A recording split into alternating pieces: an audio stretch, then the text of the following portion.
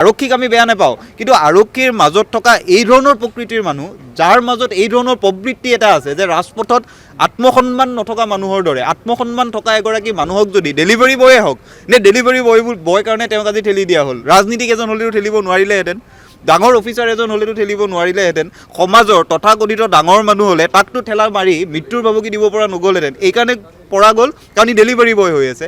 তাৰ পৰিচয়টো আত্মসন্মানত কিয় আঘাত দিয়া হ'ল, এই গোটেইকেইটা কথাতে আমাৰ বেয়া লাগিছে। আৰু আমি আশা কৰিম DGP মহোদয়ে যিহেতু তদন্তৰ কথা কৈছে, ক্ষীপ্ৰতৰ হওক তদন্তটো ক্ষীপ্ৰতৰ হওক।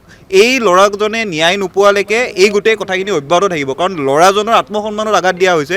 ডেলিভাৰী বয় হোৱাটো তাৰ পাপ নহয়তো, সি পঢ়ি থকা অৱস্থাত ঘৰৰ বোজাৰ কাৰণে ডেলিভাৰী বয় হৈছে, তাক ৰাজপথত হাত দিয়া হৈছে। তাৰ অপৰাধ আছিল থানালৈ লৈ আনক, জেলত দিয়ক, ফাঁচি দিয়ক, কিন্তু ৰাজপথত এইদৰে আত্মসন্মানত আঘাত কৰাকৈ জোৰ জুলুম কৰা কথাটো গুণ্ডা প্ৰকৃতিৰ মানুহৰ কাম, আৰক্ষীৰ কাম নহয়।